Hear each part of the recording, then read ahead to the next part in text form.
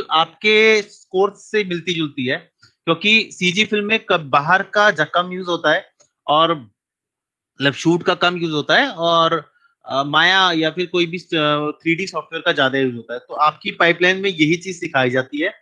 VFX भी उसी का पार्ट होता है। तो अगर लेकिन अभी जो तुम्हें करना है वो माया करना है, तुम्हारा जो नया कोर्स है माया है। उसके बाद जब तुम न्यूक पे पहुंचोगे, the next software you will have, I don't मतलब मेरे ख्याल से न्यूक पे पहुंचोगे, बीच में एक दो सॉफ्टवेयर और आएंगे, बट मेन न्यूक रहेगा। तो न्यूक में आपको वीएफएक्स कॉम्पोजिशन के बारे में सिखाया जाएगा। वहां पे आपको पुलकित सहगल, ओके, सो वहां पे आपको कंपोजिशन के बारे में सिखाया जाएगा, कंपोजिटिंग के बारे में सिखाया जाएगा, जो हम ऑलरेडी डिस्कस कर चुके हैं नेक्स्ट लेवल पे, मतलब पिछले लेवल पे वीएफएक्स के थ्रू। रही बात ट्रिनिटी वालों की, तो ट्रिनिटी का अलग चीज आती है, न्यूक नहीं आएगा, उनके अलग सॉफ्टवेयर आएंगे। सो वो बात की बात है। लेकिन अभी जो हम बात करने वाले हैं वो करने वाले हैं सीजी पाइपलाइन की। सीजी पाइपलाइन की शुरुआत में जो हम यूज, ये क्या हुआ, ये इतने सारे लोग जले कैसे गए हैं? जला तो कोई नहीं सर। जगह नहीं, चले गए। ये ऐसे आते रहेंगे जाते रहेंगे क्या? वैभव गोस्वामी 2 बार आ रखा है। नाइस। रिकॉर्डिंग के लिए थोड़ी स्ट्रेंथ भी बढ़ जाती है ना, हरा भरा अच्छा हरा भरा सा लगता है। तो तुम ये भी सब सही दो दो है। करके आ जाओ। ओके, सो कैसा है हृदय? बढ़िया सर। हाँ, बढ़िया सर। बढ़िया। अमन, अमन, अमन, अमन कैसा है भाई? ये आइसमैन कौन है? सर मैं हूँ तुषार। तुषार, आगे? रंजन सर। और तुषार आगे रंजन। जी सर। तो मेरी तुषार से बात हुई, जो दूसरा तुषार है, हाँ, वो कह रहा है कि उसके अभी ना 3 क्लासेस चल रही हैं और उसके जो मोस्टली बैच के स्टूडेंट हैं वीएफएक्स के, उनमें से कोई भी इसमें है नहीं। कौन तुषार? वो वीएफएक्स का स्टूडेंट है। उसका अभी एक तो वो चल रहा है 2D एनिमेशन स्टार्ट हो गया उसका, फोटोशॉप भी चल रहा है और स्केचिंग भी चल रही है उसकी। 2D एनिमेट शुरू हो गया ना इसका? इसका हो चुका है, इनके बैच का।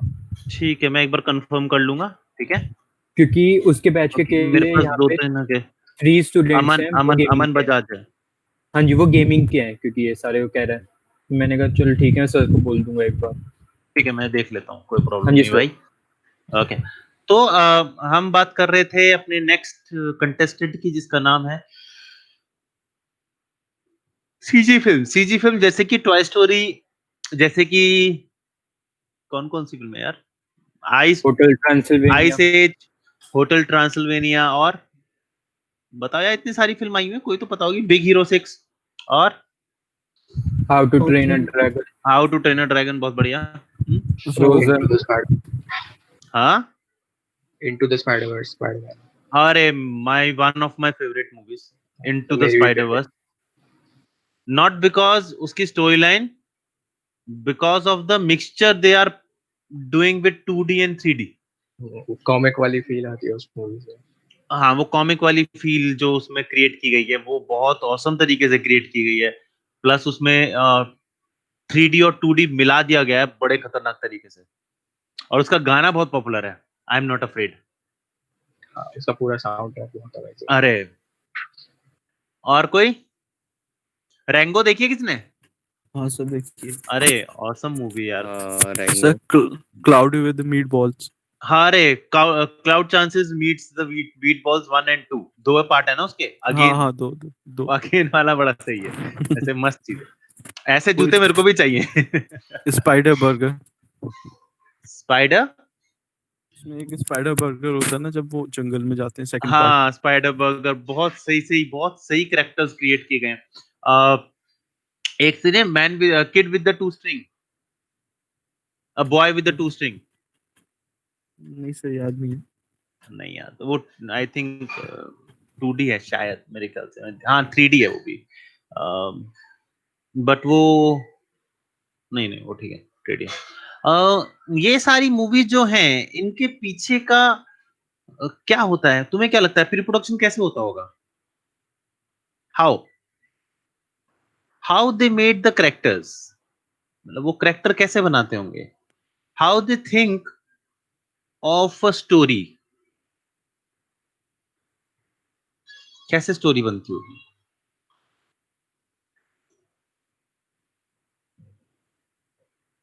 मेरे को मीट बॉल वाला वो चाइनीज वाला था, उसमें उसका बाप बहुत पसंद था। उसका बाप बड़ा सही था बंदा। चांस विद द मीट, वो cloudy chance meets with the meat ball. Yes. अच्छा, हाँ, तो स्टोरी कहाँ से आती है? हमारे जैसे लोग बनाते हैं। ओके, शुरुआत में सब वैसे ही रहता है, हमें एक मूवी बनानी है, मूवी डिस्कशन होता है, फिर ये पता चलता है कि लाइव के लिए नहीं है, हमें पूरा सीजी क्रिएट करना है, तो सीजी क्रिएट करना शुरू किया जाता है। स्टोरी लाइन बनाते हैं, समरी बनाते हैं, स्टोरी क्रिएट करते हैं, स्टोरी क्रिएट करने के बाद एक स्टोरी पिच की जाती है किसी प्रोड्यूसर को, प्रोड्यूसर बोलता है कि ठीक है ये करते हैं, उसके बाद डायरेक्टर सेट होता है। उसके बाद क्या होता है? डायरेक्टर सेट, तुमने इतनी सारी, मैंने कम से कम दो पाइपलाइन ऑलरेडी डिस्कस कर रखी हैं, तुम्हें पता होना चाहिए कि इसके बाद क्या होगा।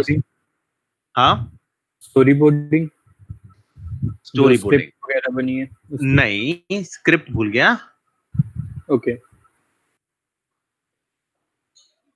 स्क्रिप्ट, अब एनिमेशन की स्क्रिप्ट सिंपल वालों से थोड़ी डिफरेंट होती है, क्योंकि एनिमेशन की स्क्रिप्ट में जो करेक्टर वो प्रोड्यूस करते हैं उनकी पूरी बैक स्टोरी होती है, या कह लो कि उनके करेक्टर का जो विवरण है, जो डिस्क्रिप्शन है, वो पूरा होता है।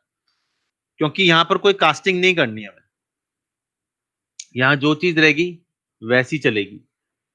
तो एक मिनट, तो back story in the sense, back story का मतलब, अगर वो मूवी के अंदर बैक स्टोरी है तो बहुत बढ़िया बात है। एक्चुअली हर किसी की एक बैक स्टोरी होती है, तुम्हारी भी होगी, किसी और की भी होगी, लेकिन जब से वो मूवी करेक्टर उसमें आया है, तो एक्चुअली उसकी बैक स्टोरी बहुत मानने होती है कि वो कैसा है, हाउ, क्यों है, वाई, वो हीरो क्यों है, उसमें ऐसे क्या करेक्टरिस्टिक्स है जो हीरो है, क्या उसके पास में ऐसा कुछ हुआ था जो हीरो बन गया, या फिर उसकी फैमिली कैसी, मतलब एक तरह से बैकग्राउंड स्टडी। ठीक है, वो डिसाइड करती है हीरो का एक्चुअली नेचर, और उसका पहनावा, उसकी ड्रेसिंग, उसका थोबड़ा यानी कि फेस यानी कि बॉडी, ये सब डिसाइड करती है। आप ध्यान से देखना, आपको जो करेक्टर्स मिलेंगे उनकी बॉडी लैंग्वेज या स्टोरी बिल्कुल उनके करेक्टर्स पे जाएगी। आप वो देखो कौन सी मूवी है जिसमें वो विलन हीरो बन जाता है, जिसमें उसकी मछली होती है, उसकी पार्टनर, और नाम भूल रहा हूँ उसका मैं, उसमें सुपर हीरो भी होता है लेकिन वो सुपर विलन होता है, सुपर विलन दुनिया को बचाता है। उसका नाम क्या है, जिसमें वो एक बार दुनिया पे काबू भी कर लेता है और फिर बोर हो जाता है, फिर चला आता है। उसको एक sir mega mind. Mega mind, right, mega mind. तो मेगा माइंड में ध्यान से देखो तो उसके करेक्टर की जो खासियतें हैं वो उसके अंदर दिखती है कि वो बहुत, मतलब क्यूट भी है लेकिन विलेनस भी है। वो हर बार अच्छी चीज करने जाता है या फिर हर बार बुरी चीज करने जाता है, कभी कभार अच्छा भी कर लेता है। तो ऐसी बहुत सारी चीजें हैं, बहुत सारी चीजें। फाइंडिंग नीमो, फाइंडिंग नीमो में वो वाली फिश ही क्यों ली गई, ऑरेंज वाली? बाकी दुनिया में इतनी सारी फिश हैं, वो फाइंडिंग नीमो में वो फिश क्यों ली गई? देखिए फाइंडिंग नीमो। हाँ सर देखिए। Yes sir. हाँ, तो वो क्यों ली वो वाली फिश? वो तो अब उन पे डिपेंड करता है, उन्होंने जोन से लेनी थी। नहीं, उन पे डिपेंड नहीं करता, उनके नेचर पे डिपेंड करता है। फाइंडिंग नीमो की जो फिश है, वो फिश हजारों करोड़ों किलोमीटर तैरती है, वो एक जगह से दूसरी जगह जाती है। नंबर दूसरी चीज, उसमें परिवार बहुत तगड़ा, उसका जो होता है ना, वो परिवार, एक तो बहुत सारे खतरों में रहती है, प्लस वो परिवार में रहती है एक तरह से वो।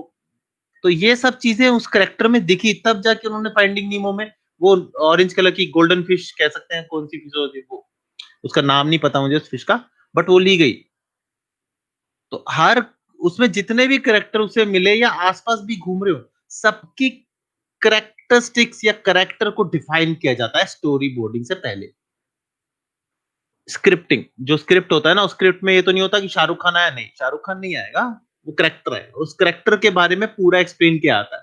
शुरुआत में सारी एक्सप्लेनेशन होती है, इसी एक्सप्लेनेशन को दे दिया जाता है स्टोरी बोर्डिंग से पहले वाले बंदों को, यानी कि वो बंदे जो कैरेक्टर्स बनाएंगे। अमन बजाज क्या हो गया, बार बार जा रहा है, बार बार आ रहा है अमन? नेट इशू होगा सर। Net issue. ये क्या नाम है इसका, एक मिनट रुकियो। वैभव, यस सर। वो पुराने जमाने में एक वो नहीं आता था, बड़ा ताकतवर सा बंदा होता था कुछ, वैसी फोटो लग रही है, मतलब वो काला सा वो कुर्ता और चेन पहन रखा है, वो गुंडा सा जो होता था, तूने मेरे लड़के को क्यों मारा। वो धर्मेंद्र से लड़ता था हमेशा। बढ़िया बात है सर। धर्मेंद्र या अमिताभ बच्चन से लड़ता था। हीरो वाली पर्सनालिटी नहीं, विलन वाली थी खैर, विलन। आजकल विलन ही आजकल का नया हीरो बना रखा है लोगों ने। चलो कोई बात नहीं, दैट्स अनदर इशू। सो मैं कहा था इशू क्या हो गया? मुझे कॉम्प्लीमेंट लगा था। नहीं, villain becoming an hero icon, that's an issue. ओ दूसरा नहीं। ओके, हम कहाँ थे अपनी स्टोरी पे? हाँ, तो कैरेक्टर्स क्रिएट किए जाते हैं, कैरेक्टर्स को बनाया जाता है, मोस्टली बहुत ही हैवी तरीके से कैरेक्टर को बनाया, चाहे वो एक सिंपल सा कैरेक्टर क्यों ना, चाहे वो एक फिश क्यों ना हो, उसकी कैरेक्टरिस्टिक्स ध्यान से देखोगे। अगर तुम ये देख रहे हो कि एक बंदा है, मतलब कैरेक्टर में नीमो ही बात करते हैं, नीमो की, तो नीमो की आंखें बहुत बड़ी बड़ी दिखाई गई थी, है ना? क्यों आंखें इसलिए बड़ी बड़ी? क्योंकि उत्सुकता बहुत थी। नहीं, उत्सुकता बहुत थी। ही वांट्स टू मतलब वो ही wants to explore the world outside his dad's protection. उसका डैड बहुत प्रोटेक्टिव थे, तो उसकी आंखें छोटी सी रहती थी, क्योंकि वो फैमिली के अंदर बंधना चाहते थे। लेकिन नीमो ऐसा नहीं था, नीमो की आंखें बड़ी रहती थी just because he want to explore the world. So ये कैरेक्टरिस्टिक्स देखते हैं आप, कोई सी भी ले लो, किसी भी तरीके का ले लो कैरेक्टर, उस कैरेक्टर को उसी तरीके से बनाया गया है। एक तुम एक चीज नोटिस करोगे, जितने भी साइंटिस्ट जैसे बिग हीरो 6 देखिए, बिग हीरो 6 में नहीं देखी तो कोई बात नहीं, क्या हो रहा है, ये लोग आ रहे हैं जा रहे हैं, चलो कोई नहीं, मेला है। अब क्या कह रहा था मैं कह रहा था कि जो कैरेक्टरिस्टिक्स है वो ही उसकी पर्सनैलिटी डेवलप करती है। आप सोचते हो कि पहले कैरेक्टर बनाया उसके बाद उसकी स्टोरी, नहीं, पहले स्टोरी बनती है, फिर उसके हिसाब से कैरेक्टर बनाया जाता है। उसमें था हीरो, बिग हीरो 6 में एक था हीरो। हीरो की कैरेक्टरिस्टिक ऐसे थी कि उसके बाल बहुत लंबे थे। क्यों बाल लंबे थे? Because he is a scientist, वो अपने वो खोजबीन करता था, लेकिन बाल बहुत फंकी थे बिकॉज वो रोबोट फाइटिंग करता था। तो दोनों को मिक्स करके उसका पर्सनैलिटी क्रिएट की गई है कि वो फाइटिंग भी करता था, प्लस वो बहुत एक तरह से। अमन आ गया फिर से। अमन भाई आ जा रहे हो, क्या बात हो गई? सर वो नेटवर्क की बहुत प्रॉब्लम है यहाँ पे, वाईफाई का रिचार्ज खत्म हो गया आज ही। आज ही होना था बेटा, मेरा भी 29 तारीख को होगा यार, याद रख लियो। ठीक है सर, दिला दूंगा मैं याद आपको। नहीं, भर दियो। भर दूंगा, कोई दिक्कत नहीं सर। अच्छा चलो, वो पैसे लेके जाता है यहाँ से, कैसे दे रहेगा? अच्छा, ऑनलाइन सर। ऑनलाइन नहीं भरता ना, कहता नहीं सर ऑनलाइन नहीं, लोग वो कंपनी नहीं लेती ऑनलाइन। मैंने कहा मेरा वाला ले लेता सर, मेरे वाले में करवा देना। तू कहाँ रहता है? कालका जी। वहां से नॉर्थ ईस्ट दिल्ली आएगा वो? नहीं। अच्छा चलो ठीक है। तो कैरेक्टर्स का जो, इसीलिए जब भी आपको एक कैरेक्टर्स बनाने की सोचते हो, जब भी आप हमारे पास लाते हो, सर हमने एक कैरेक्टर बनाया, सर हमने एक कैरेक्टर बनाया, देखना कैसा है। हमें कभी पसंद नहीं आएगा, किसी को भी पसंद नहीं आ सकता कोई भी कैरेक्टर। कोई कहेगा हाँ यार ये तो बहुत अच्छा कैरेक्टर बनाया, बस करता क्या है, अभी तो करेक्टर बनाया, अभी इसकी स्टोरी लिखूंगा। उल्टा करा करो, पहले स्टोरी लिखा करो, पहले उसके बारे में डिसाइड किया करो कि ये चीज है, ऐसा करेक्टर है, ये है। मैंने एक कंपटीशन भी किया था 2D का अपने बच्चों से। मेरे पास शायद हो, आई होप हो, देखते हैं कहीं मिल जाए तो। E drive competition, yes, okay, I'll show you.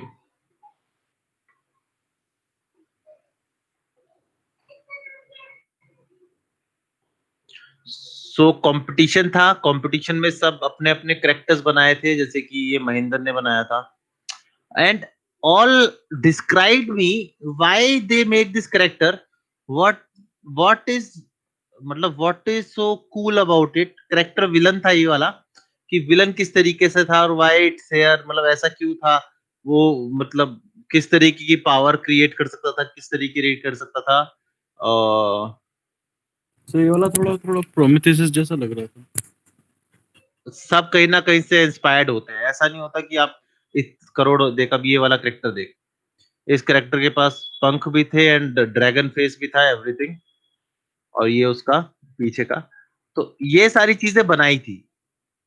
तो इसको ड्रैगन फेस कहाँ से मिला, इसको पंख कहाँ से मिले, बाद में बताया गया कि ये उस टाइप का है जहाँ पे गेम ऑफ थ्रोन्स टाइप का कैरेक्टर है। और गेम ऑफ थ्रोन्स जगाने के बाद मैंने पूछा कि इसका पंख क्यों इतने बड़े हैं, तो बोले क्योंकि ये बहुत हैवी है, तो इससे बड़े पंख होने चाहिए, फिर भी छोटे लगे हैं। तो मैंने तो बताया थोड़ा बड़ा कर दे। Why is in knight suit, तो पता चला कि ये he is a knight which protects his country from other things, so he's a, I think थोड़ा एक राज्य है जहाँ पे ऐसे तरीके के लोग रहते हैं and they try to fight इस तरीके से। लेकिन जो जीता, जीता वो बाद में दिखाता हूँ, पहले ही दिखाता हूँ। This is half robotic, like वो गोकू टाइप ही बना दिया, बस गोकू को यहाँ पे लगा दिया, इसलिए बाहर हो गया। पिकलो सर, हाँ पिकलो है उसका नेम, ये गोकू जो नहीं भी था। है, मैंने कहा गोकू टाइप।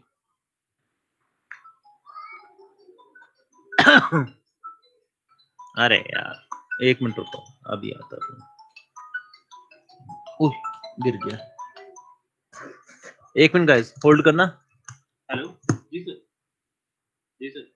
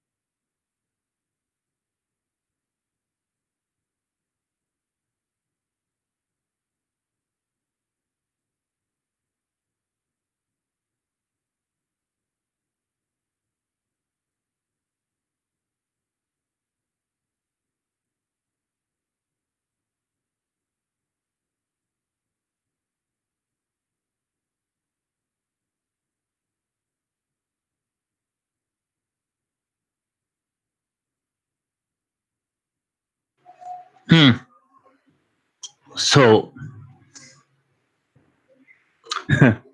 सदाशिव आ गया।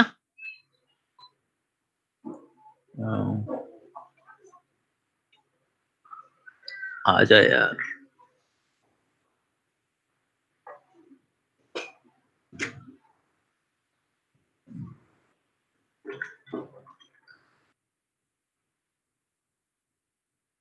ओके तो हम कहाँ थे, यहाँ पे।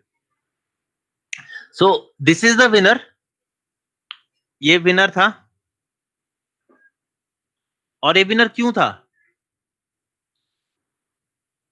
ये विनर इसलिए था कि इसकी स्टोरी बहुत स्ट्रांग थी। इसकी स्टोरी ये थी कि he is a trained assassin, एक असैसिन था।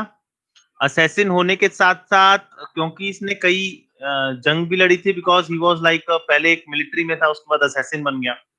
सो असैसिन बनने के बाद हुआ क्या, जब ये लड़ लुड़ के मतलब एक कॉन्ट्रैक्ट पे गया, वहां पे इसने जिसको भी मारा, वापिस आया तो देखा इसकी पूरी फैमिली को जला दिया गया है। थोड़ी बहुत थोड़ी बहुत मिक्सिंग थी, क्योंकि ये वाला जो करेक्टर है, ये जो चीज थी, ये उसमें भी थी आपकी डेडपुल 2 में, और ये जो बियर है ये उसी से रिलेटेड है। But it's a nice story कि वो चला गया और वो अपने वो तब बोला, जब तक मैं इस बेबी जो जितने अपने बेटों का बदला नहीं लूंगा तब तक मैं चैन से नहीं रहूंगा, एंड ही स्टार्ट रिवेंजिंग इट। तो ये एक स्टोरी थी। इस स्टोरी के बाद इसमें एक करेक्टर बनाया गया, और ये करेक्टर बनाने के बाद उसे 3D लुक दिया गया। तो इसका 3D भी कंप्लीट पूरा कंप्लीट नहीं हो सका है, बट क्योंकि उसकी जॉब लग गई बंदे की, उसका नाम ऋषभ वर्मा है। I hope you have heard it. Rishabh Verma art station.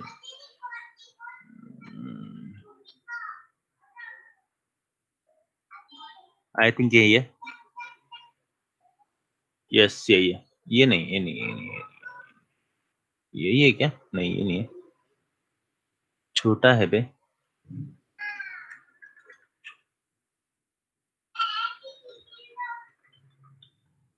I think H नहीं है।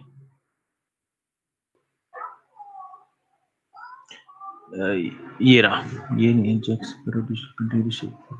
आई थिंक ये रहा, हाँ यही है। तो इसके पास करेक्टर्स भी हैं, इसने 3D भी बनाया होगा।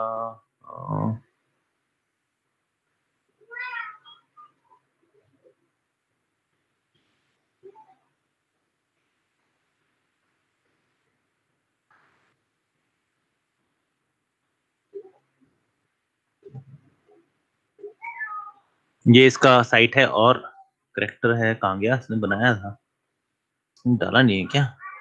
ऐसा हो नहीं सकता। तो स्केच में तो ऊपर था, स्केच में ऊपर ही था, लेफ्ट साइड पे ही आया। रहा ना, ये इसकी करेक्टर शीट है। इसके बाद इसने ये 3D बनाए थे सारे। अच्छा, ये बनाया था इसने। ये रहा, sorry. So this is how we made that person. सबको दिख रहा होगा।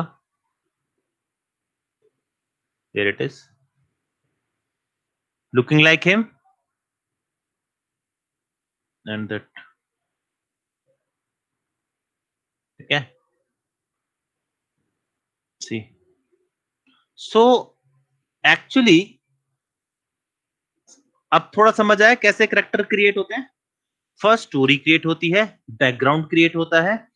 आप एक छोटी सी कार्टून फिल्म में, 1.5 घंटे की कार्टून फिल्म में आप ये नहीं दिखा सकते कि पीछे का क्या है, बट आप उसके करेक्टर्स के अंदर ये चीज दिखा सकते हो कि एक्चुअली वो कैसा है। तो बैकग्राउंड इसलिए काम आता है।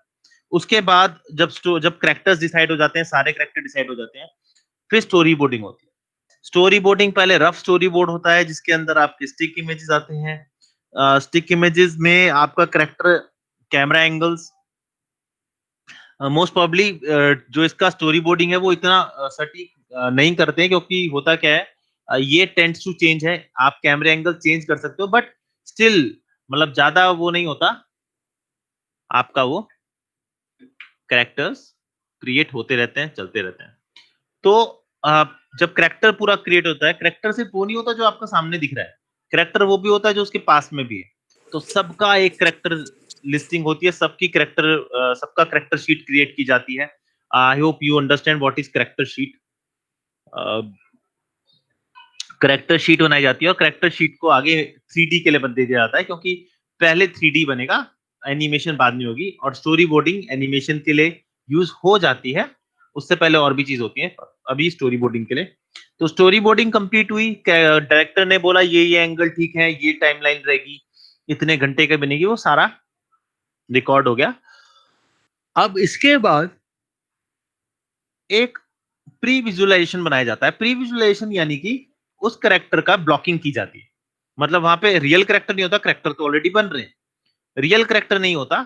सिर्फ एक एनिमेशन लुक लाने के लिए कोई और, कहीं और का करेक्टर, कोई और डाउनलोडेड करेक्टर लेके, और 4-5 डाउनलोडेड करेक्टर लेके उनकी बहुत बेसिक सी एनिमेशन की जाती है थ्रू आउट द फिल्म। पूरी फिल्म की बेसिक एनिमेशन कर देते हैं, ताकि डायरेक्टर को पता चल जाए कि ये होने वाला है, इस तरीके से होने वाला है। प्लस वॉइस ओवर भी हो जाता है इस टाइम पे। मतलब करेक्टर के जो वर्डिंग्स हैं वो पहले ही बोल दिए जाते हैं, वो शुरुआत में ही बोल दिए जाते हैं, क्योंकि अगर पहले नहीं बोलोगे तो करेक्टर को जब एनिमेट करोगे तो वहां प्रॉब्लम आती है, लिप सिंक जिसे हम कहते हैं वो नहीं हो पाएगी, तो वो भी उसी वक्त बोल दिए जाते हैं। तो प्री जो आपका प्री है, प्रोडक्शन से पहले का काम, वो बहुत सारा होता है। आपका वॉइस ओवर भी हो जाता है, आपके करेक्टर के ड्रेसेस भी आ जाते हैं, मतलब करेक्टर भी सेट हो जाते हैं, आपका एक छोटा सा प्रीवियस भी हो जाता है, ताकि आप उस पूरी मूवी को बिना असली एनिमेशन के देख सको, उसे पे टाइमिंग सेट कर सको। बिकॉज उसकी वजह क्या है, उसकी वजह ये है कि आपका जब करेक्टर बनना शुरू होता है, जब एनिमेट करना शुरू होता है, वो शॉट बाय शॉट जाता है, एंडिंग बताऊंगा जब स्टार्ट होगा, शॉट बाय शॉट जाता है और वो बिल्कुल एग्जैक्ट होता है, उसमें एडिटिंग की जरूरत मोस्ट ऑफ द टाइम नहीं होती है, क्योंकि वो ऑलरेडी एडिटेड शॉट होते हैं। क्योंकि रेंडरिंग में सबसे ज्यादा बड़ी प्रॉब्लम क्रिएट होती है कि rendering will take loads of time, जो एंडिंग होता है, प्रोडक्शन की एंडिंग रेंडरिंग होती है, तो रेंडरिंग में बहुत ज्यादा टाइम लगता है। उस टाइम को अगर मैंने बोलूं कि रेंडरिंग कर दो, मान लो 3 घंटे की मूवी बनाई, रेंडरिंग कर दो, और रेंडरिंग करने के बाद वो प्रोडक्शन में एडिट होके 1.5 घंटे की हो गई, तो 1.5 घंटे की रेंडरिंग टाइम मेरा खराब हो गया ना।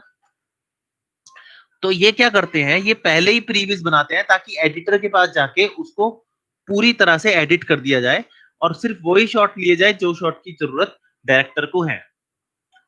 ठीक है, तो 1.5 घंटे की मूवी बना देते हैं वो उसको, या 2 घंटे के, जितने भी टाइम के लगे, लेकिन वो पहले से बना दी जाती है। जैसे मान लो मैंने 10 करेक्टर बनाए, अब 3 घंटे की मूवी में 10 करेक्टर यूज हो रहे हैं, अब बाद में पता चला कि 10 करेक्टर नहीं, उसमें से 2 करेक्टर नहीं थे, वो एडिटिंग में चले गए, तो उस 2 करेक्टर को बनाने का फायदा और खर्च और टाइम जो वेस्ट होगा, उसका जिम्मेवार कौन होगा? कोई नहीं होगा ना, उसका जिम्मेवार पूरी प्रोडक्शन लाइफ पाइपलाइन बनेगी। तो इसीलिए शुरुआत में ही एडिटिंग कर दी जाती है थ्रू प्री विजुअलाइजेशन। ठीक है, एक प्रीवियस का शॉट मैंने ही बनाया था थोड़ा सा, ये एक शॉट मुझे मिला था, इसने दिया था, शायद कंपनी ने दिया था अरीना की, कि मैं करके दिखाओ, सो मेरे पास नहीं, कहीं होगा, पढ़ना कहीं राहुल लिखा हो, आजकल ये नाम बहुत मुश्किल से मिलता है। वेट, कौन है भाई? आकाश राठौर, बड़ी जल्दी आ गया आकाश। आकाश थोड़ी और देर से आता है भाई। तो 15 मिनट रूल्स खत्म हो गया क्या? हाँ जी, 15 मिनट रूल खत्म हो गया क्या सर? मैं पूछ रहा हूँ आकाश से, वही सोच रहा हूँ मैं। राठौर जी, क्या हो गया, लेट क्यों हो गए? कभी कभार मैं दयावान हो जाता हूँ। Thank you sir. क्या हो गया? नहीं नहीं, वही सर मैं अपने लिए पूछ रहा था ना, कोई मैल नींद खुली। नींद खुली? मैं सर रात को लेट से सो गया था थोड़ा। ऐसा है टीटीएस में ना और एमडब्ल्यूएफ में ना, टाइम पे सोया कर, ताकि टीटीएस में टाइम से ले सके। अगली बार नहीं आने दूंगा, लास्ट वार्निंग है तुम्हारी। ठीक है सर, ठीक है वैभव, लास्ट Yes, वार्निंग sir. भाई, अगली बार कोई ऐसे किया तो वो बाहर। अच्छा अच्छा, उसको है, मेरे को नहीं है ना। नहीं तेरे को नहीं, तेरे को लास्ट वार्निंग बाद में दूंगा मैं, जब तू आएगा। लेकिन मेरा मूड खराब हुआ तो आने भी नहीं दूंगा। ऐसे भद्दे मजाक मत करो सर।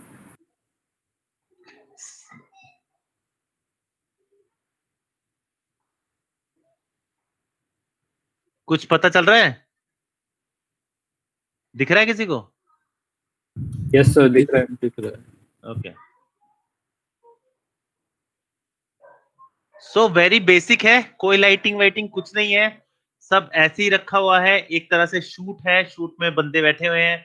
ये एक तरह से डॉक्टर स्ट्रेंज जैसा बंदा है जो थोड़ा सा लड़की को इम्प्रेस करने के लिए ये सब करता है, और जब ये इम्प्रेस करने के लिए ऐसे कर ही रहा होता है, लड़की इस पर ध्यान भी नहीं देती, और ये नीचे से अपना ड्रिंक हटा लेती है, सब गिरने वाले होते हैं, देन इट बिकम्स, मतलब वो उसे दोबारा संभाल लेता है। So this is according to a script. एक स्क्रिप्ट आई थी, उसमें इसका करेक्टर बताया हुआ था, आपको ये सब बताया हुआ था, ऐसा ऐसा करना है, बट इट्स वेरी, मतलब एक तरह से मैंने वो बनाया है, ये इसका जो लॉजिक लिया ना, मतलब इसका जो सीन था, वो एक्चुअली वोडाफोन वालों की तरफ से लिया था, कि वोडाफोन में ऐसे ही चलता है। देखा है वोडाफोन का एड? हाँ, तो जूजू आते थे पहले, जूजू, हाँ, देखे। अरे वही वैसा समझ- कुछ उसी तरीके से लिया था।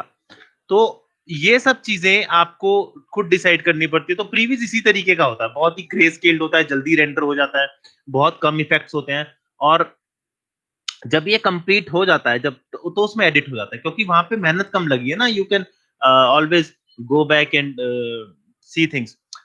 इसके बाद जब वो प्रीवियस होता है, प्रीवियस में एक चीज और बहुत पक्की कर ली जाती है, वो है पोजीशनिंग ऑफ प्रॉप्स। अब प्रॉप्स क्या होते हैं, किसी को पता है प्रॉप्स क्या होते हैं? गौरव, प्रॉप क्या होते हैं? अनिकेत कुछ बोल रहा है, बोल। सर जो मतलब ऑब्जेक्ट्स रहते हैं ना, जैसे हाथ में कोई ऑब्जेक्ट हो गया। प्रॉप्स एक्चुअली एनवायरनमेंट को क्रिएट करता है। प्रॉप्स वही एक्चुअली चीजें, हाँ, आसपास की चीजें।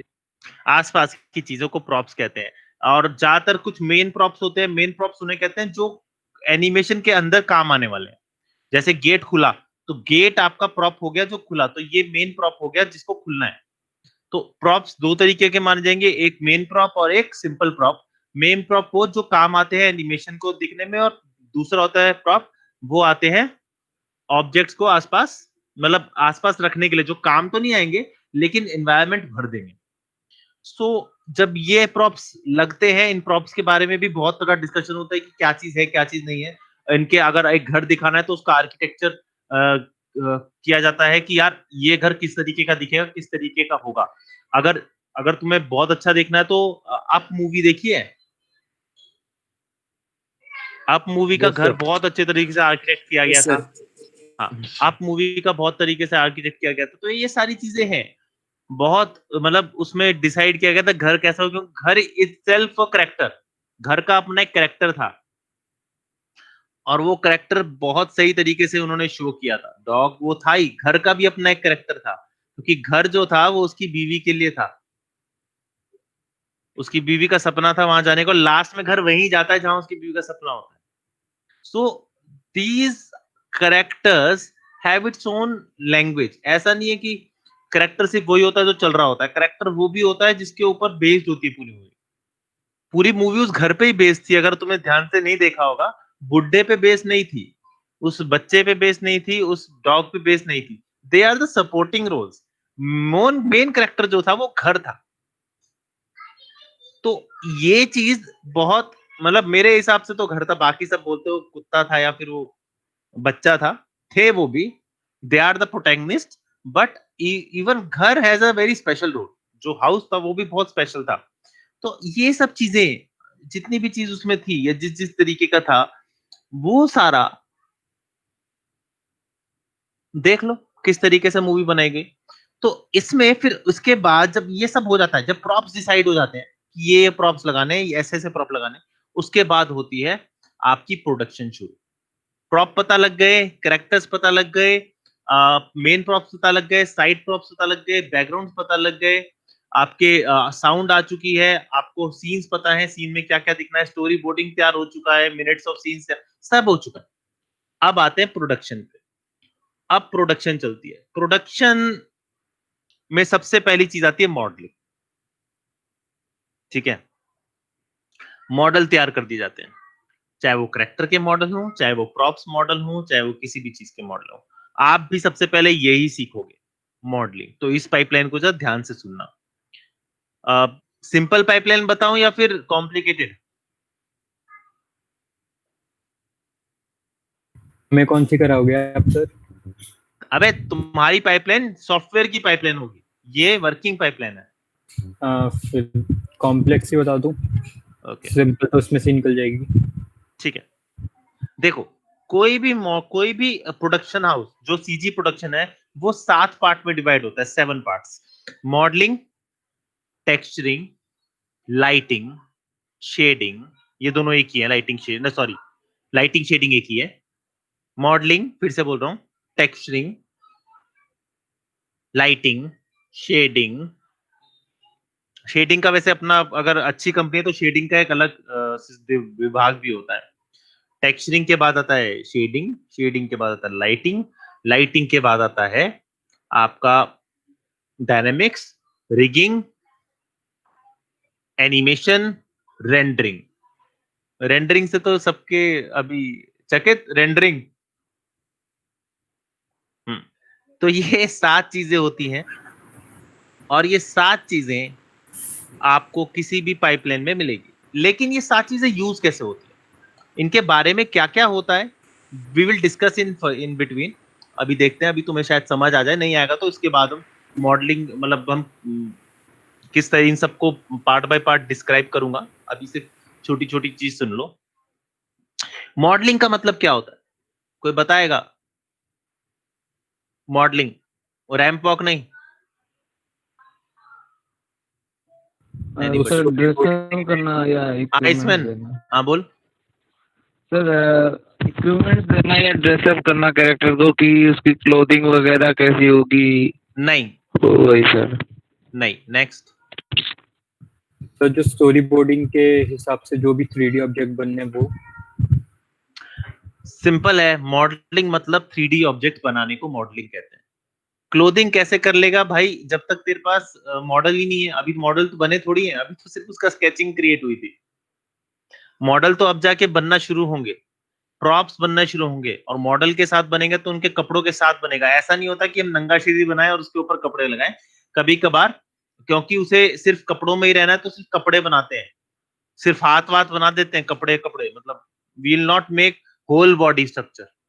ऐसा नहीं होता कि होल बॉडी स्ट्रक्चर। हाँ, कई चीजों में जैसे उसने कपड़े उतार दिए, अब ऊपर टी शर्ट उतार रहा है तो शायद मॉडलिंग पूरा होगा। लेकिन अगर वो नहीं है और सिर्फ उसके क्लोथ ज्यादा दिख रहे हैं, हाथ के कंधे वंधे नहीं दिख रहे, तो वी विल नॉट मेक कंधे। तो पूरा करेक्टर इसी तरीके से बिल्डअप होता है। बहुत कम होता है लोग की पूरा बनाते हैं और उसके ऊपर कपड़े लगाते हैं। आजकल टाइम पे यही होता है कि कपड़े पूरे बनते हैं जस्ट बिकॉज कपड़ों को डायनेमिकली मूव किया जाता है, मतलब एज अ क्लोथ मूव किया जाता है, और उसके लिए सॉफ्टवेयर आते हैं जो उन कपड़ों को बनाते हैं। अगर अगर बिल्कुल परफेक्ट कपड़े बनाने हैं तो उसके भी सॉफ्टवेयर आते हैं। और मॉडलिंग के तो तुम कर ही रहे हो। मॉडलिंग में प्रॉप्स मॉडलिंग भी आता है जो कि बहुत लोग चूज करते हैं, क्योंकि प्रॉप्स मॉडलिंग में आपका इक्विपमेंट मॉडलिंग आ जाता है, इसमें करेक्टर मॉडलिंग नहीं आता। ठीक है, props modelling actually modelling 3-4 parts में डिवाइड होती है। We will discuss in the modelling part only. अभी सिर्फ सिंपल सा कर लो कि मॉडलिंग होती है, जो भी चीज बननी है, क्योंकि सीजी है, कोई भी चीज बाहर से नहीं ले रहे, कहीं भी चीज हम शूट नहीं कर रहे, कुछ नहीं कर रहे, तो each and everything was made in modelling. Modelling के साथ साथ एक और चीज चल रही होती है जिसे कहते हैं पेंटिंग। डीपीज बन रही होती हैं, और वो डीपी किसकी बन रही होती है? बैकग्राउंड एग्जैक्टली, मेरे को कोई बैकग्राउंड की, बैकग्राउंड की डीपीज बन रही होती है। Background is the play sorry background is the place where you can't reach. मैं बता चुका हूं ना। तो बैकग्राउंड की डीपीज बन रही होती हैं, बड़ी बड़ी डीपीज होती हैं, 8-8 10-10 केस की डीपी होती हैं, और बहुत डिटेल्ड डीपीज होती हैं। वो क्यों? क्योंकि उन्हें मैच करना होता है, किसको मैच करना होता है? 3D को। 3D को मैच करने के लिए पर्सपेक्टिव ड्राइंग्स की जाती हैं, बहुत सही तरीके से की जाती हैं, और उनके कलर्स चेंज करने के लिए भी तैयार रहना पड़ता है, क्योंकि आगे जाके अगर लाइटिंग या जिस तरीके, क्योंकि स्टोरी बोर्ड बहुत डिटेल्ड होता है, स्टोरी बोर्ड बहुत ज्यादा डिटेल्ड होता है, उसमें सारे कलर्स मेंशन होते हैं। So they don't have to care कि यार पहले लाइटिंग हो जाए कैरेक्टर में फिर करेंगे, नहीं। स्टोरी बोर्डिंग में जिस तरीके का लाइट, जिस तरीके का एनवायरनमेंट और उसका कलर दिया होता है, उसी तरीके का एनवायरनमेंट क्रिएट होता है। क्योंकि एक्चुअली जो स्टोरी बोर्डिंग वाले हैं ना, जो वहां पे स्टोरी बोर्ड कर रहे हैं, वो ही एक्चुअली डीपी क्रिएट कर रहे होते हैं बैकग्राउंड की। हार्श ट्रुथ, ज्यादा काम, लेकिन क्या करें, बजट लो है ना हमारा। तो डीपी बनाई, एक तरफ डीपी बन रही है पीछे की, जो कि बहुत टाइम लेती है, और यहाँ मॉडलिंग मॉडलिंग भी बहुत टाइम लेती है। अब मॉडलिंग के बाद, जैसा मैंने आपको बताया था कि इतने सारे होते, एक मिनट होल्ड करना, एक मिनट, आवाज आते कर दो भाई, बात चल रही है।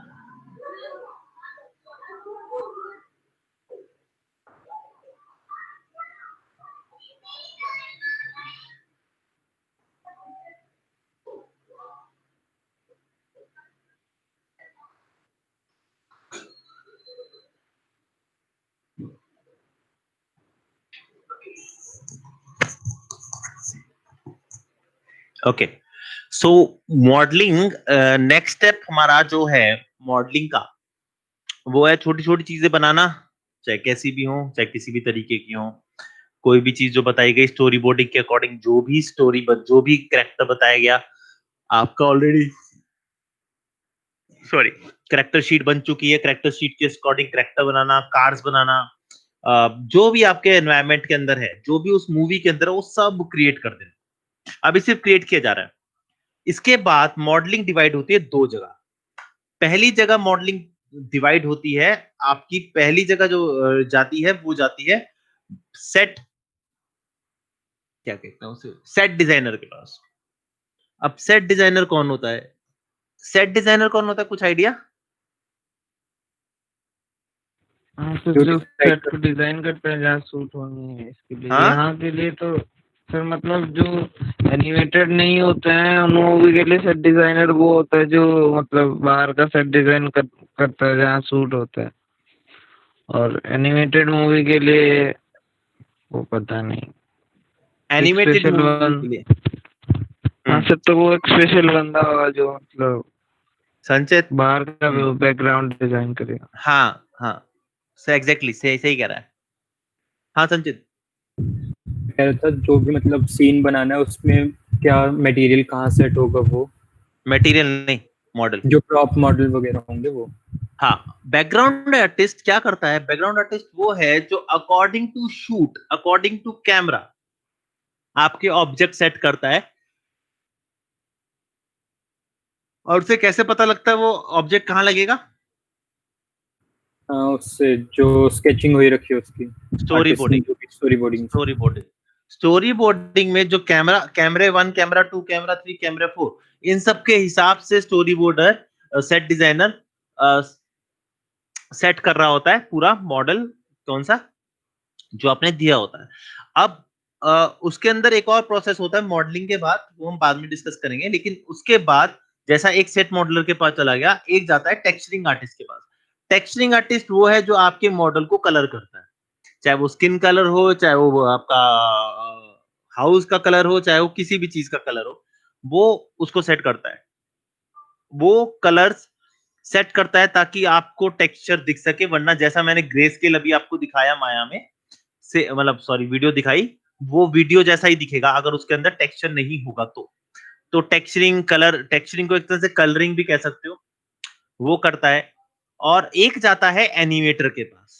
एनिमेटर के पास ज्यादा करेक्टर जाते हैं, या जो चीज एनिमेट होनी होती है वो ही जाते हैं मॉडल, और वहां वो बैठ के उसे रिग कर रहा होता है। अब रिगिंग के बारे में आगे डिस्कस करूंगा। अभी एनिमेटर के पास नहीं, रिगर के पास जाती है, और रिगर उसे बैठ के एनिमेट कर रहा होता है, और एनिमेट करने के बाद वो आगे उसको फॉरवर्ड करता है। अगर कोई प्रॉब्लम आती है रिगर को, तो वापस मॉडलिंग वाले के पास भेज देगा। और एक पर्टिकुलर एक एरिया होता है, या ये चलो कि एक पॉइंट होता है जहां पे आपको रिगर कहेगा मुझे ऐसा नहीं ऐसा चाहिए, या आपने ये गलत किया, ये क्या, वापस भेजेगा। वापस भेज के आपका दोबारा आएगा, आप उसमें करेक्शन करोगे या दोबारा बनाओगे, जो भी करोगे आप उसे फिर बना के दोबारा भेजोगे, दोबारा वो फिर से करेगा। Same goes for everything. वो वापस आता है तो मिलेगा, मॉडलर को मिलेगा। लेकिन आपका आप डिवाइड हो गया 3 पार्ट्स में। पहला कहाँ चला गया? बैकग्राउंड आर्टिस्ट के पास या सेट डिजाइनर के पास। दूसरा कहाँ चला गया? टेक्सचरिंग आर्टिस्ट के पास। और तीसरा चला जाता है किसके पास? फिगर आर्टिस्ट, रिगर यानी रिगिंग आर्टिस्ट के पास। अब यहाँ पे वो अपना काम कर रहे हैं, तो अब कौन सा आएगा? अब आएगा लाइटिंग आर्टिस्ट। लाइटिंग आर्टिस्ट क्या करता है? लाइटिंग आर्टिस्ट का काम होता है लाइट करना पूरे एनवायरनमेंट के हिसाब से, स्टोरी बोर्डिंग के हिसाब से लिट अप करना। और जैसी भी लाइट्स बताई गई हैं, जिस तरीके का एनवायरनमेंट और जिस तरीके का मूड सेट करना है, वो लाइटिंग आर्टिस्ट करता है। उसके साथ साथ वो रेंडर पासेस भी निकालता है। आई थिंक मैंने बताया था रेंडर पासेस पिछली टाइम पे कि रेंडर पासेस क्या होते हैं, थोड़ा बहुत बताया था। डोंट हैव टू बी सो। तो उसमें क्या होता है आपका, जब आप रेंडरिंग आर्टिस्ट पे, जब आप लाइटिंग आर्टिस्ट पे आते हो, तो लाइटिंग आर्टिस्ट आपसे सब कुछ मांगता है। सेट डिजाइनर से भी चीजें मांगता है, बिकॉज सेट डिजाइनर जब तक नहीं करता लाइटिंग कैसे करेगा। आपके कैरेक्टर्स भी मांगेगा, लेकिन कैरेक्टर्स बात की बात है, पहले वो सेट डिजाइन पे लाइट करता है। और अगर आपको एक ही एनवायरनमेंट में दो चीजें दिख रही हैं तो आप ये समझ मतलब एनवायरनमेंट भी दिख रहा है और लाइटिंग कैरेक्टर भी दिख रहे हैं, तो एक चीज याद रखना, कैरेक्टर पे लाइट अलग तरीके से होती है और एनवायरनमेंट में लाइटिंग अलग तरीके से होती है, दोनों को बाद में मैच किया जाता है। दोनों की लाइटिंग बहुत अलग तरीके से होती है। उसकी वजह यह है कि एनिमेटेड ऑब्जेक्ट मूवमेंट में होते हैं, वो चल रहे होते हैं, तो कोई भी लाइट अगर होगी तो उससे अटैच होगी ताकि जब वो चले या जब वो आगे बढ़े तो लाइट भी उसके साथ मूव करे। ठीक है, अब लाइटिंग आर्टिस्ट के पास पहले सेट आया, सेट पे उसने लाइटिंग करी। It's a very painful process, time लगता है क्योंकि हर बार रेंडर करके देखना पड़ता है कैसे दिख रहा है, रेंडर देख के करना। अब तो आजकल तो आईपीआर रेंडर आ गए हैं जो आपका आपको साइड बाय साइड दिखाते रहते हैं कि कैसे लाइट हो रही है, बट स्टिल वो होता है lighting artist. Lighting artist light set की, अब लाइटिंग आर्टिस्ट लाइट सेट कर रहा है, वहां पे रिगिंग आर्टिस्ट रिग कर रहा है और सेट डिजाइनर सेट कर चुका है। उसके बाद जो रिगिंग आर्टिस्ट वाला है, जो रिगिंग आर्टिस्ट है वो दे देता है करेक्टर को या फिर जो भी एनिमेटेड चीजें जो कर चुका है एनिमेटर को, ताकि एनिमेट कर सके। और लाइटिंग आर्टिस्ट अपना काम करने के बाद वाप दे देता है डायनेमिक आर्टिस्ट को। डायनेमिक आर्टिस्ट यानी पत्ते हिलाना, पेड़ हिलाना, कपड़े हिलाना, ये सारा काम वो करेगा। अब डायनेमिक आर्टिस्ट का रोल आगे भी आता है, ये जो सिंपल बैकग्राउंड के ऊपर चल रहा है, बैकग्राउंड में जैसे हवा चल रही है तो हवा से पत्ते हिल रहे हैं या फिर वो ये करेगा, या डायनेमिक आर्टिस्ट का काम ये भी होता है कि पेड़ लगाना, वो पेड़ भी लगाता है। वैसे सेट डिजाइनर पेड़ लगा चुका होता है लेकिन वो फिर लगाता है अपने हिसाब से कि मुझे इस तरीके का पेड़ चाहिए ताकि वो जब हिले तो इम्पैक्ट क्रिएट हो, इस तरीके भी हो सकता है। इसके बाद डायनेमिक आर्टिस्ट से खत्म होने के बाद वापस लाइटिंग आर्टिस्ट के पास आता है, क्योंकि लाइटिंग आर्टिस्ट को अब डायनेमिक्स के हिसाब से लाइटिंग करनी होगी और वहां पे एनिमेशन भी चल रहा होता है। तो एनिमेशन जब खत्म हो जाता है, जब शॉट रेडी होता है, तो वापस लाइटिंग आर्टिस्ट के पास आता है। लाइटिंग आर्टिस्ट के पास आता है ये इंश्योर करने की कि जो एनिमेटेड कैरेक्टर है, जो एनिमेटेड चीजें हैं जो हिल रही हैं, वो लिटअप हो सके दोबारा, क्योंकि उनकी लाइटिंग एनवायरमेंट लाइटिंग से अलग होती है। तो ये सारा काम लाइटिंग आर्टिस्ट के पास आ रहा है, लाइटिंग आर्टिस्ट कर रहा है, उसके पास आए जा रहा है। डायनेमिक आर्टिस्ट से भी दोबारा वापस फाइल घूम के आ गई और एनिमेशन आर्टिस्ट से फाइल घूम के आ गई। प्लस एनिमेशन आर्टिस्ट एक और चीज करता है, कैमरा एनिमेशन भी वही करता है। तो वो सब कुछ कर चुका है, करने के बाद लाइटिंग आर्टिस्ट के बाद दोबारा, क्योंकि लाइटिंग जो होती है वो कैमरा के अकॉर्डिंग की जाती है, वो ऐसे नहीं की जाती सब जगह बाहर, मतलब बाहर जाओ तो लाइट ही लाइट दिख रही है, ये ओरिजिनल वर्ल्ड नहीं है। यहाँ पे हर चीज तुम्हें लाइट अप करने के लिए उससे जूझना पड़ेगा, एनवायरनमेंट से जूझना पड़ेगा। अगर मान लो मैं आग जला रखी है तो आग का इम्पैक्ट, लाइट का इम्पैक्ट वो जो करेक्टर पे आएगा वो कैसे आएगा, ये सारी चीजें लाइटिंग आर्टिस्ट देखता है। अब लाइटिंग आर्टिस्ट देखने के बाद सर एक क्वेश्चन था, हाँ जैसे डायनेमिक्स पे गया, फिर वो फिर से लाइटिंग पे गया, हाँ फिर एनिमेशन पे गया, फिर वो लाइटिंग पे गया। नहीं तो एनिमेशन ऑलरेडी चल रहा था ना करेक्टर्स का, हाँ हाँ, वो बैकग्राउंड में ऐड कर दिया और बैकग्राउंड में ऐड करके वो लाइटिंग आर्टिस्ट के पास आ गया। तो character के ऐसा साथ। क्यों नहीं कि लाइटिंग एंड शैडो सबसे लास्ट में दे दो, पहले तुम सारा प्रोसेस कर लो कि उस पे भी 3-4 बार ही ना वो काम करना पड़े, वो एक ही बार नहीं लाइटिंग आर्टिस्ट इस तरीके से काम नहीं करता। उसकी वजह ये है कि अगर बैकग्राउंड भी साथ कर रहा है तो उसका काम डबल हो जाएगा, क्योंकि मैंने तुम्हें बताया ना बैकग्राउंड लाइटिंग अलग होती है, एनिमेशन लाइटिंग अलग होती है।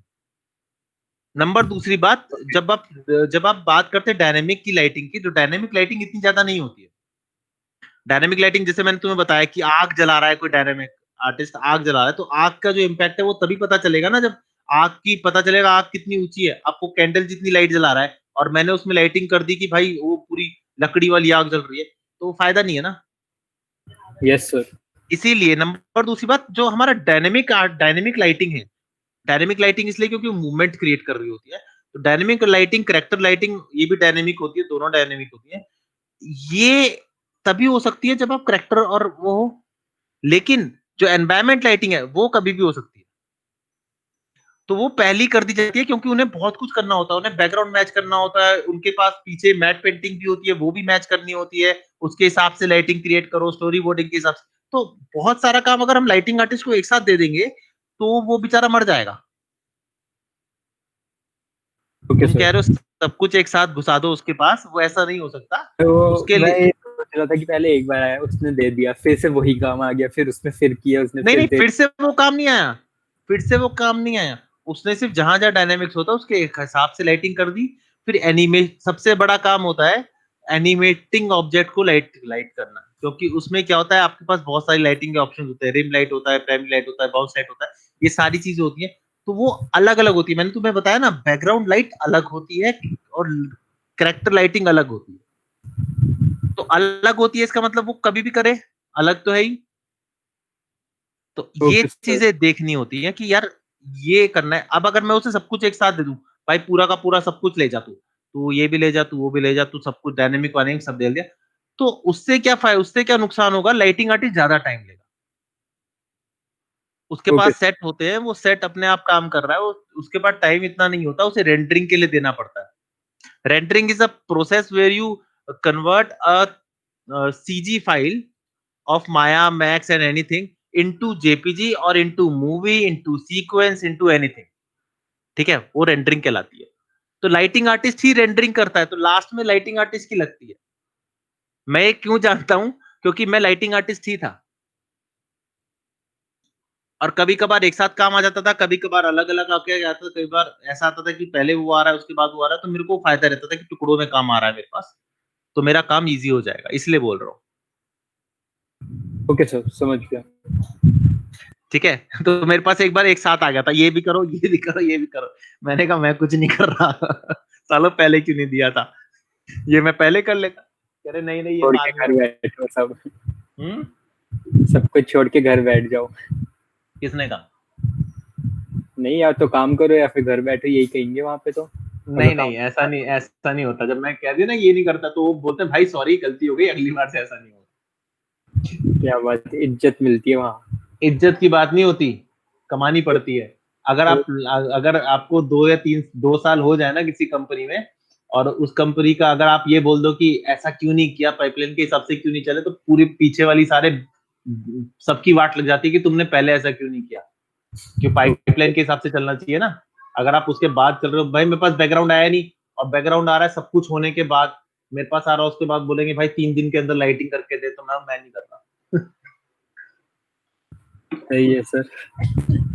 टाइम लगता है चीजों को यार, बहुत डेडलाइन पे काम होता है। हम हफ्तों तक घर नहीं जाते थे, हफ्तों तक काम होता है, हफ्तों तक। दिन का सूरज देखने के लिए तरस जाते हैं कि भाई चलो बाहर चल के सूरज देखते हैं टीम लीडर नहीं जाने देता। और हफ्तों तक काम होता है, घर वहीं पर सोने को मिलता है, वहीं पर सोने को मिलता है, वहीं पर खाने को मिलता है, सब कुछ वही मिलता है कि खाओ पियो मर जाओ, यहाँ पे काम ही करो। सही है सर। तो लाइटिंग के बाद ये सब कुछ होने के बाद वो वापस चला गया रेंडरिंग के पास।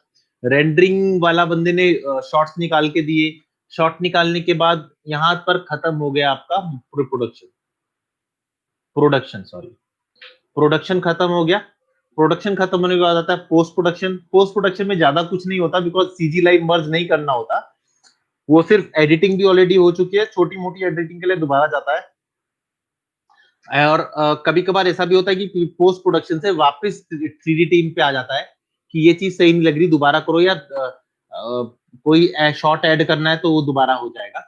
लेकिन माइनस इतना भी माइनस नहीं होता कि मतलब अगर डायरेक्टर को लगता है कि लिंक नहीं बैठ रहा, तो वो दोबारा वापस जाता है कि ये वाला शॉट और दे दो, ये वाला शॉट और दे दो, ये वाला। तो ये चीज होती रहती है पोस्ट प्रोडक्शन, मतलब एक तरह से बॉल पिंग पोंग की तरह हो जाती है पोस्ट प्रोडक्शन और प्रोडक्शन वालों के पास। पिंग पोंग, इधर से इधर, इधर से उधर, इधर से उधर, इधर से उधर, वो पूरा प्रोसेस दोबारा होता है। सेट डिजाइनिंग दोबारा होती है, लाइटिंग दोबारा होती है, मतलब लाइटिंग ऑलरेडी हो रखी होती है, तो एनिमेट दोबारा होता है, फिर एनिमेशन के हिसाब से लाइटिंग दोबारा होती है, फिर रेंडरिंग होती है, और रेंडरिंग होने के बाद दोबारा वापस जाता है शॉट होने के बाद फिर वो शॉट ऐड होता है एडिटिंग में शॉट ऐड होने के बाद फिर हो जाता है कलर कॉम्पोजिशन में। कलर कॉम्पोजिशन में सब ये देखा जाता है कि सारे शॉट सेम, लगभग सेम लाइटिंग क्यों। सारे शॉट का मतलब नहीं रात और दिन का एक कर देंगे, नहीं, दिन के सारे शॉट एक जैसे होने चाहिए और रात के सारे शॉट एक जैसे होने चाहिए। जो कलर फैमिली है वो सारी एक जैसी होनी चाहिए, वो कलर करेक्शन में या कलर कॉम्पोजिशन में करी जाती है। इसमें ज्यादा कॉम्पोजिशन का नहीं होता। कलर करेक्शन पोस्ट प्रोडक्शन का है ना? Post production. हाँ जी, हाँ जी। क्योंकि 3D में हर चीज अचीव नहीं की जा सकती, कुछ चीजें पोस्ट प्रोडक्शन के लिए भी कर लेते हैं, आफ्टर इफेक्ट के लिए काम हो जाते हैं, कुछ छोटी मोटी धूल उड़ानी है, मक्खी उड़ाना है, ये सब उड़ाना है, तो वो उसमें ना करके हम 3D में ना करके वो हम आफ्टर इफेक्ट के थ्रू कर देते हैं या फिर न्यूक के थ्रू कर देते हैं, ताकि क्योंकि मैंने तुम्हें बताया एक चीज बहुत ध्यान से सुनना, रेंडरिंग एक ऐसी चीज है जो कभी भी आपके मुताबिक नहीं चलेगी, आपके प्रोसेसर आपके सीपीयू के मुताबिक चलेगी। जितना अच्छा सीपीयू रहेगा उतनी ज्यादा तेज रेंडरिंग रहेगी।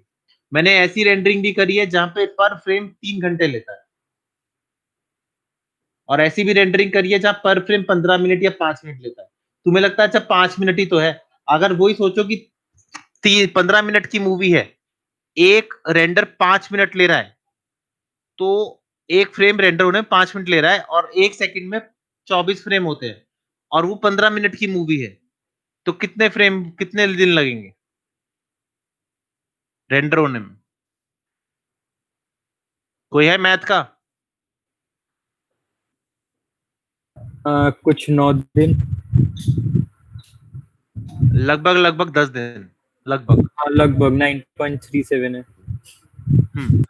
तो अब सोचो 10 दिन लगेंगे 15 मिनट के शॉट को रेंडर होने, सिर्फ 15 मिनट के शॉट को रेंडर, वो भी मैं 5 मिनट गिन रहा हूं, पर अगर आप हैवी प्रोडक्शन एरिया में जाओगे ना तो वहां पे आधा घंटा पर फ्रेम होता है,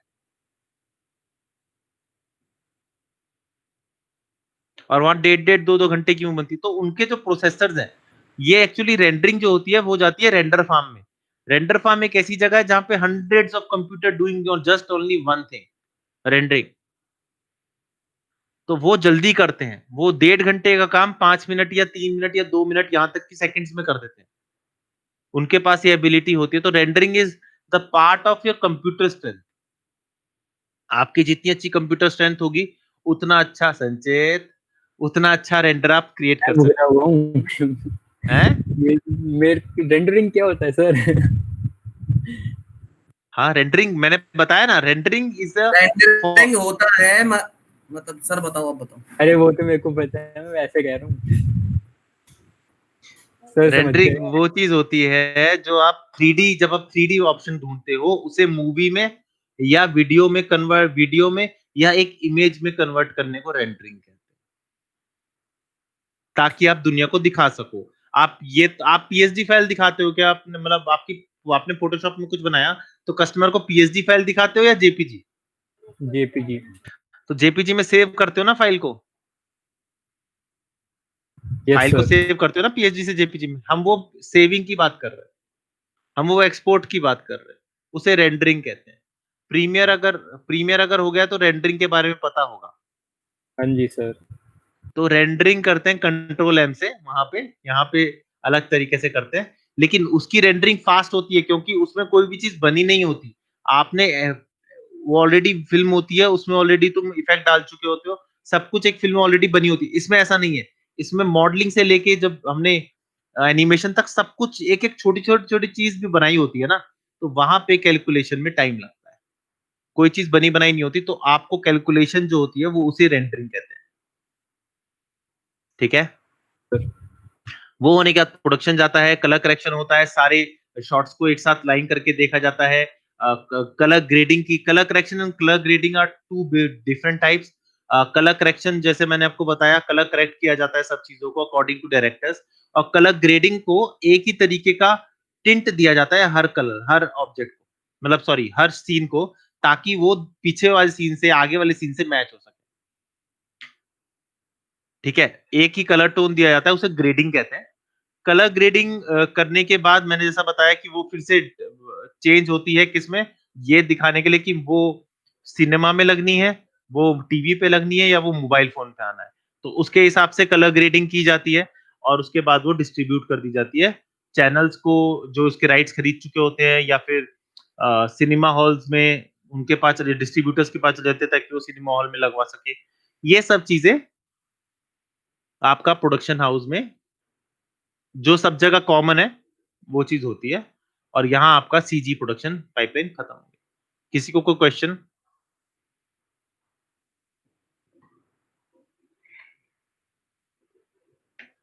no sir. I love this class यार, चकित, ये ज्यादा अच्छी क्लास है यार। सर आपके एकदम प्रिय चेले नहीं है खास। नहीं ऐसा कुछ नहीं है। आपकी क्लासेस को। नहीं नहीं, मैं क्वेश्चंस की बात कर रहा हूँ। क्वेश्चंस बहुत कम आते हैं यहाँ पे। अच्छा इन्हें सब समझ आता है यार। मेरी एनर्जी बचती है। Very good, nice. So sir हाँ, एक चीज, आ गया प्रोवाइड। एनिमेशन स्क्रिप्ट का एक बार फिर बताओगे? किसका? एनिमेशन स्क्रिप्ट प्री प्रोडक्शन में जो आपने बताया था। रिप्रोडक्शन? हाँ प्री में? अच्छा प्री। हाँ प्री में भाई। तूने क्या बोला? मैंने यही बोला। अच्छा ठीक है, शांत। ओके, प्री प्रोडक्शन में जो स्क्रिप्टिंग होती है, स्क्रिप्टिंग से पहले कैरेक्टर की स्क्रिप्टिंग करने के बाद जब आपने स्क्रिप्टिंग कर लेते हो, उससे पहले हर कैरेक्टर को डिफाइन करा जाता है। हर एक कैरेक्टर को, चाहे वो एक मूवी थी ना जिसमें वो कैटरपिलर तेज भागता है, क्या मूवी थी? टर्बो। चाहे वो टर्बो हो, चाहे टर्बो में इतने सारे जो कैरेक्टर जो छोटे छोटे थे, वो स्नेल दिखाते हो। हर स्नेल का एक कैरेक्टर होता है, उस कैरेक्टर के हिसाब से। जैसे वो दुनिया देखना चाहता था, वो चाहता था कि मैं तेज हूँ, वो चाहता था कि मैं मतलब मेरे को कोई ये क्यों कहता है कि मैं बहुत स्लो हूँ, मेरे को फास्ट बनना है। तो ये उसके मन में जो माइंड सेट है, जो जिससे वो आगे जाके कुछ ऐसा करता है जिससे वो हीरो बन जाता है, वो माइंड सेट वो उसे बताना पड़ता है स्क्रिप्ट में कि स्क्रिप्ट ऐसी। जब तक आप कैरेक्टर के बारे में पूरा एक्सप्लेन नहीं कर सकते, तब तक आप कोई मूवी नहीं बना सकते, चाहे वो कोई भी हो, किसी भी तरीके की मूवी हो। तो वहां तो पे इस- क्या होता, लेकिन तो इसे इसमें क्या है, आपको उसकी बॉडी भी बतानी पड़ेगी, और उससे ही मिलकर अगर आपने एक्सप्लेन ठीक से नहीं किया, तो जो आर्टिस्ट है, जो मॉडलिंग आर्टिस्ट है, सॉरी जो करेक्टर आर्टिस्ट है, जो उसे स्केच कर रहा है, वो ठीक से उसे एक्सप्लेन नहीं कर पाएगा through his body languages and clothing. अगर मैं ये बताऊं नहीं उसे कि बंदा पुअर है, और वो उसे बिल्कुल हाई फाई बना दे, तो क्या फायदा, पूरी मूवी गई। Yes sir. तो इसे हम कैरेक्टर स्केच नहीं कह सकते? कैरेक्टर के कैरेक्टरिस्टिक्स तो दिखा रहे हैं हम इसमें। उसे हम कहते हैं करेक्टर शीट। Character sheet. हाँ, करेक्टर शीट एक ऐसी चीज होती है जो स्केच की जाती है करेक्टर स्केचिंग आर्टिस्ट से। उसमें बॉडी में कह रहा हूं मैं। रिटर्न में जी, स्केच कहां से आ गया? नहीं, जो आप जैसे बता रहे थे ना, डिस्क्रिप्शन Character। वगैरह होता है, हाँ, डिस्क्रिप्टिव होता तो उसे कैरेक्टरिस्टिक्स नहीं कहेंगे? है। करेक्टरिस्टिक्स अलग चीज होती है यार। करेक्टरिस्टिक्स एक्चुअली उसी से डिफाइन की जाती है। उसमें करेक्टरिस्टिक्स भी होती है, उसमें उसका पास्ट भी होता है, उसके अंदर मन में चल रही हुई कोई भी भावना, वो मतलब एक तरह से एक्सप्लेन किया जाता है पूरे करेक्टर को। यहाँ तक कि ये भी होता है, वो बहुत गरीब था, वो फटे हुए कपड़े पहनता था, उसके पास सिर्फ दो ही कपड़े थे, एक लाल कलर की चड्डी थी, एक जैकेट थी नीले कलर की, व्हाइट कलर की धोती थी, और उसके पास एक छोटा सा बंदर भी था। फिर बंदर के बारे में कहानी, उसके ऊपर एक टोपी पहन के रखता था, जो बहुत ही पुअर टोपी थी।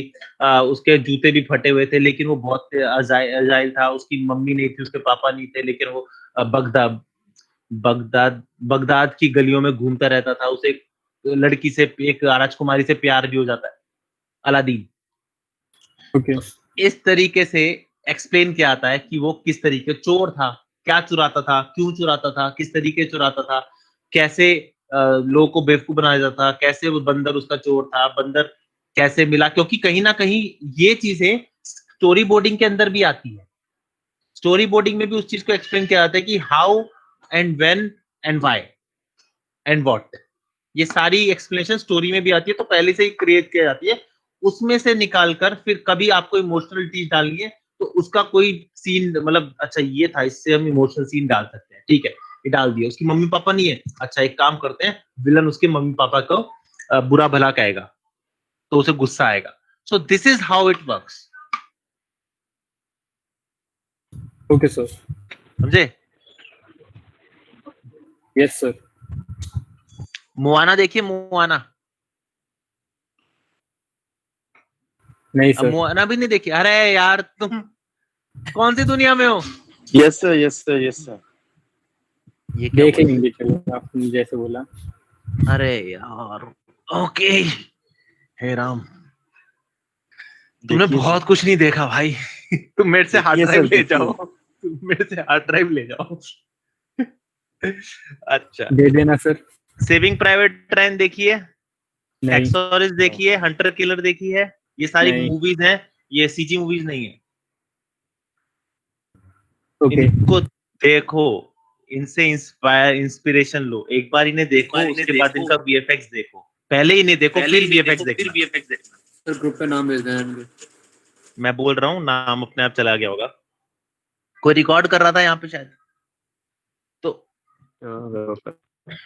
हैक्सॉरिज हो गया, सेविंग प्राइवेट रायन हो गया, ये वो है जो मैंने देखी है जिसमें वीएफएक्स हो, वो वाली बता रहा हूँ, मतलब जिसमें देखा हो वीएफएक्स, जिसमें देखा नहीं हो। ऐसी बहुत सारी मूवीज हैं जहाँ पे बहुत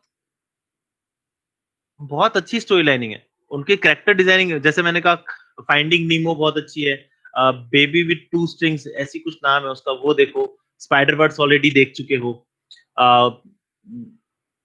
और कौन सी है? 3D की बहुत सारी मूवी है यार, बहुत सारी। मोआना है, मोआना भी नहीं देखी हुई। मोआना में बहुत सही, मतलब उसमें जो पानी का रोल है वो बहुत औसम है। बंदा भी बड़े सही सही है उसमें, गाने भी हैं। फ्रोजन 2 पता नहीं देखी होगी नहीं देखी होगी। बहुत सारी मूवीज है यार। एक और मूवी आई है नई, पता नहीं रिलीज हुई है कि नहीं हुई, उसमें क्या है, स्नो डॉग है, वो चैरियट जो स्नो में चलते हैं ना, उसके साथ एक लीडर बनता है, कुत्ते की कहानी है वो, बहुत सही कहानी है। अगर तुम्हें देखना है गोल्डन कंपास देखो, गोल्डन कंपास भी अच्छी है। और beauty and the beast new वाली, वो भी अच्छी है, मतलब अकॉर्डिंग टू सीजी। और अगर सीजी मूवी पे आ जाओगे तो मीट बॉल्स, वो भी बहुत अच्छी मूवी है। और अगर वो देखनी है, क्या नाम है उसका, टेंगल्ड की जो लाइटिंग है वो ऑसम है, जो नाइट लाइट्स है ना वो बहुत तगड़ी लाइटिंग है। मिनियंस है आपका, मिनियंस का पहले वाला जो आया था, उसका नाम मेरे को भूल गया, वो मिनियंस जिसमें थे डिस्पिकेबल मी, वो तो ऐसी बहुत सारी मूवीज हैं, ढूंढो, अच्छी मूवीज हैं, उन्हें ढूंढो, उनके बारे में सर्च करो कि ये कैसे है। अब अगर फाइंडिंग नीमो के बारे में बात करोगे तो फाइंडिंग नीमो जिसने बनाना था, जो कैरेक्टर्स जो बनाने थे, उन्होंने 3 महीने की छुट्टी ली थी स्कूबा डाइविंग के लिए, पेड। और वो कहीं गए थे किसी जगह पे, वहां पे स्कूबा डाइविंग करके एनवायरनमेंट का पता किया था कि लाइटिंग किस तरीके की होती है वहां पे, किस तरीके के पौधे लगते हैं पानी के नीचे। वो सारी चीज स्टडी करने के बाद आकर उसने फिर स्टोरी बोर्डिंग क्रिएट की थी। स्टोरी बोर्डिंग, स्केच, कैरेक्टर्स, ये सब करने से पहले वो पहले पानी के अंदर गए थे। They actually scuba dive everything, मतलब वो हर दिन कम से कम 4 घंटे पानी के अंदर गुजारते थे, वहां फोटोज लेते थे, ऊपर आते थे, दे पेंटेड अप, फिर नीचे आते थे, फिर ढूंढते थे, फिर ऊपर आते थे, फिर पेंट करते थे। तो this is how finding Nemo developed. और वो अभी जो आई थी मूवी होटल ट्रांसिल्वेनिया 1, 2 एंड 3, वो देखो। यस सर, वो भी बढ़िया है। वो भी ऑसम मूवीज हैं। सर वो वाली मूवी देखी है आपने? अभी शायद एक स्पाई रहता है, वो कबूतर बन जाता है। एक्चुअली मुझे नाम याद नहीं आ रहा। स्पाई कबूतर बन जाता है? नेटफ्लिक्स की मूवी। यस सर, ये देखिए, बहुत बड़ी मूवी है भी। क्या अच्छी मूवी? नेटफ्लिक्स नहीं देखता यार, मेरे को नाम याद नहीं आ रहा है। कोई नहीं, अच्छी बात है। ऐसी कई मूवीज हैं जिनको आपको रिसर्च, आप देखो, आपको अच्छी लगे, उसके बाद उसके रिसर्च वर्क करो कि ये कैसे बनी होगी, इसकी मेकिंग क्या है, किस तरीके से वर्क करा गया, किस तरीके से वीएफएक्स क्रिएट किया गया उसमें। आप हिंदी मूवी भी देखते हो ना, सिंघम भी देखते हो, तो उसकी, सिंघम कह रहा हूं मैंने, सिम्बा बताया था, सिम्बा की रिसर्च वर्क करो, सिम्बा कैसे वीएफएक्स क्रिएट हुए थे।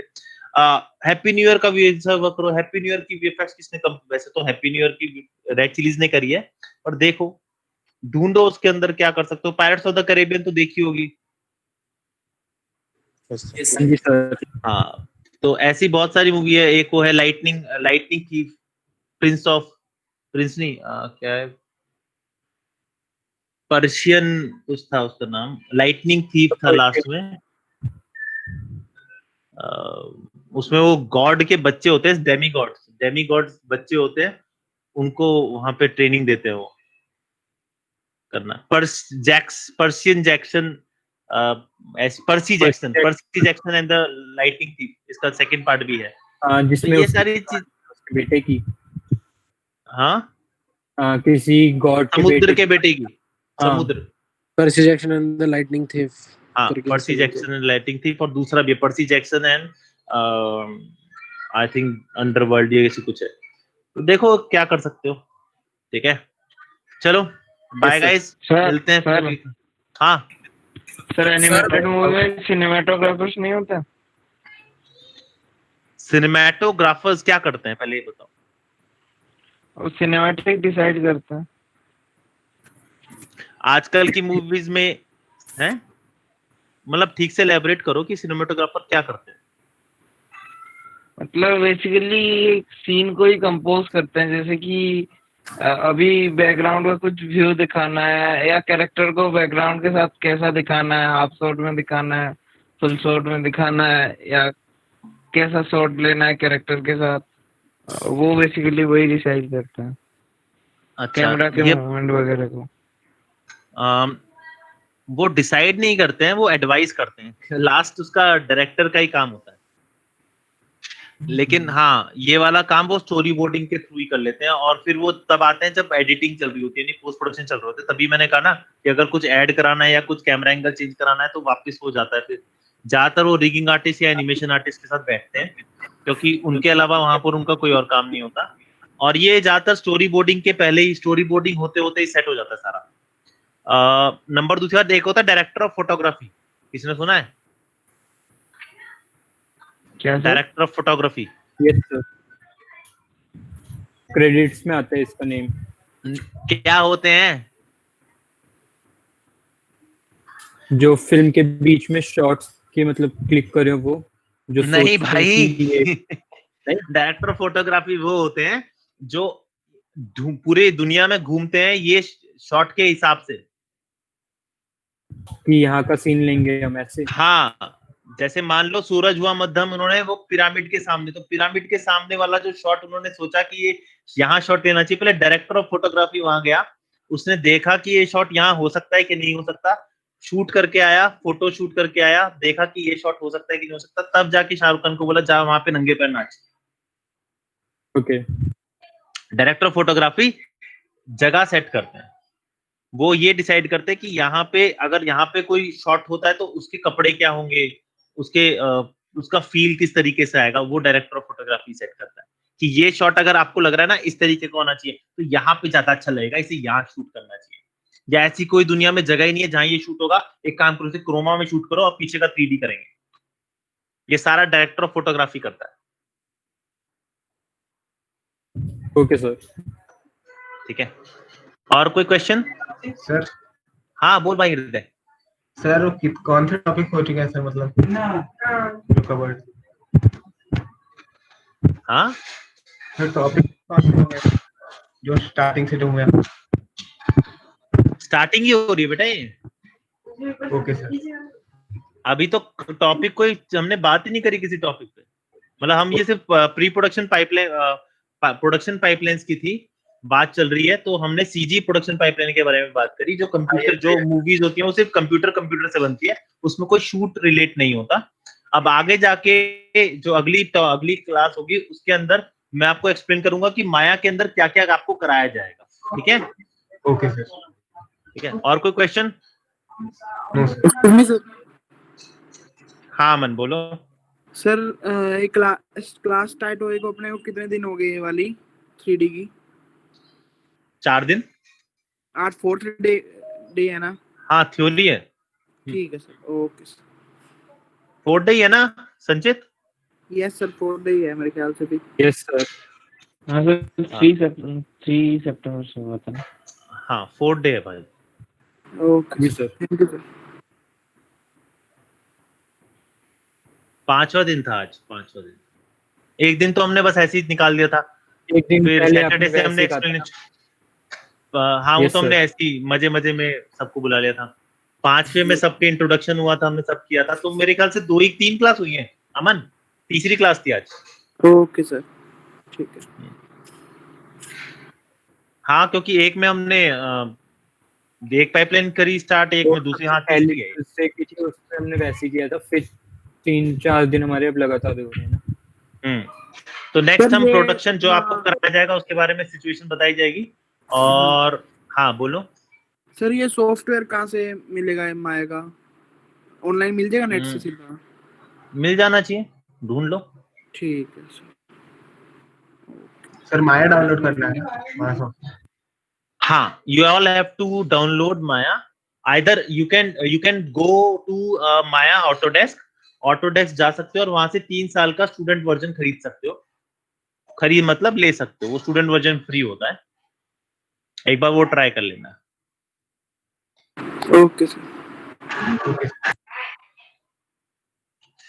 चलो bye guys. Bye sir. Bye sir. Sir एक मिनट रुको। हाँ अटेंडेंस यस अटेंडेंस तो ले लो। अरे तू तो तेरे को तो पता ही है, मैं तेरे को जानता हूँ। हाँ हाँ बिल्कुल। दिल बहादुर आज नहीं आया, बहुत बढ़िया। प्रिंस ये तो कभी आएगा नहीं। चके ठीक है। मोहित